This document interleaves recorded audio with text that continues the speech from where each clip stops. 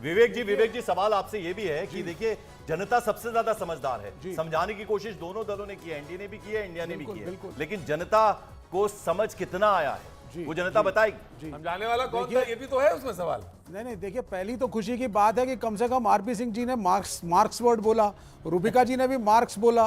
Karl Marx बोल देते तो मैं और गदगद हो जाता, अगर कार्ल मार्क्स बोलते थे तो मैं और खुश हो जाता। देखिए मुझे जैसे ही मार्क्स बोला मुझे आपकी ध्यान आया, बिल्कुल पैनल में इशारा। जैसे ही उन्होंने मार्क्स बोला मेरे कान वान सब खड़े हो गए, मैं खुश हो गया।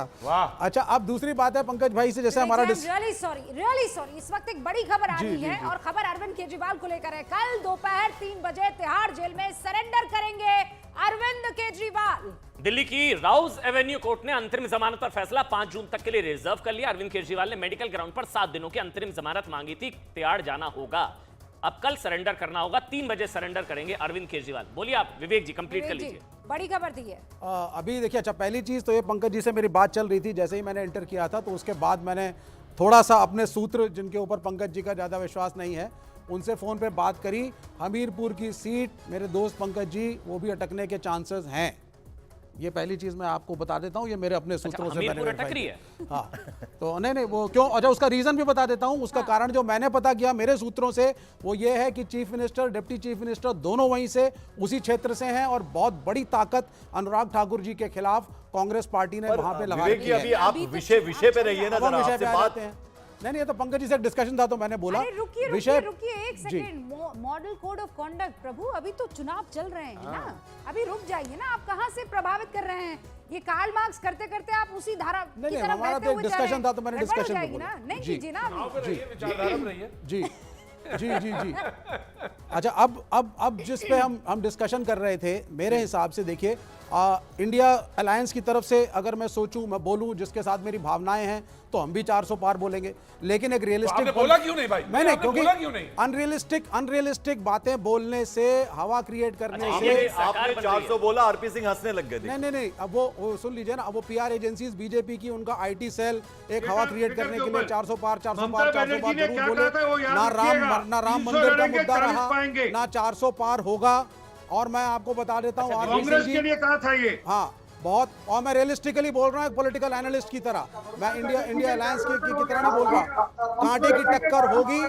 सिंह साहब यहाँ पे बैठे हैं, ये कह रहे हैं एडवांटेज बीजेपी, मैं कह रहा हूँ एडवांटेज इंडिया अलायंस, और कांटे की टक्कर होगी, ये भी मैं आपको अच्छा मोदी जी 400 पार नहीं हो रहे, विवेक जी इंडिया 100 पार, 200 पार, 300 पार कितना, ये बताइए। देखिए, आप अपनी बात करिए ना। नहीं, भावनाओं में कहेंगे तो ये कहते हैं 400 पार, तो हम भी कह देते हैं 400 पार। अब दोनों को 400 पार, रियलिस्टिक बात थोड़ी ना है। तो रियलिस्टिक बताइए ना सर। रियलिस्टिक बता दिया, कांटे की टक्कर होगी सर, कांटे की टक्कर होगी। मेरे हिसाब से इंडिया अलायंस एडवांटेज है। सतीश के सिंह बहुत वरिष्ठ हैं, मुझसे बहुत सीनियर हैं, इनके हिसाब से बीजेपी एडवांटेज। सुनिए, देखिए, आप दोनों की बात मान ली, दोनों की बात मान ली, अब आपको जनता की बात माननी होगी।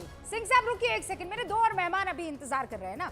शुभरास्ता भी मौजूद है। शुभरास्ता ग्राउंड जीरो पर लगातार रही हैं, बहुत सारे कैंपेन्स का वो बैक, जिसे कहते हैं ना, कैमरा के बिहाइंड कैमरा, वो हिस्सा रही है, स्ट्रैटेजीज बनाती रही है। शुभरास्ता, सच्ची बताइए, ग्राउंड जीरो से क्या भाप कर लाई है आप? म्यूट है आप।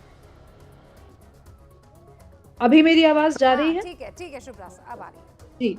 आपके सभी दर्शकों को मेरा नमस्कार, आप लोगों को भी मेरा नमस्कार।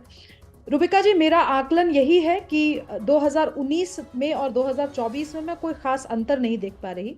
मैं यही देख रही हूँ कि भाजपा ने जितनी सीटें पिछले इलेक्शन में जीती थी, कमोबेश वो इस इलेक्शन में भी उतनी ही सीटें जीतेगी और बहुमत भाजपा की जरूर रहेगी। अब कुछ ऐसी कॉन्स्टिट्यूएंसीज हो सकता है जिसमें वो उसका प्रदर्शन कमजोर हो, वो सीटें हारे, लेकिन वो कहीं ना कहीं वो मेकअप हो जाएगा, क्योंकि ऐसे स्टेट्स हैं, ऐसी कॉन्स्टिट्यूएंसीज हैं जहां पर लगातार काम करने की वजह से वो जीतने की संभावना दिख रही है।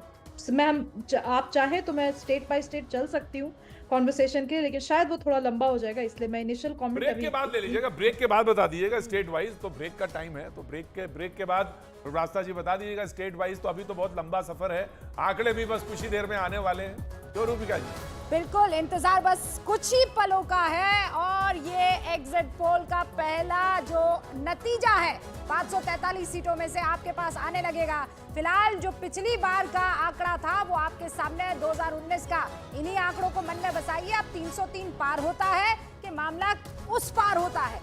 रुक रहे कुछ देर के लिए, देखते रहिए न्यूज़ 18 इंडिया।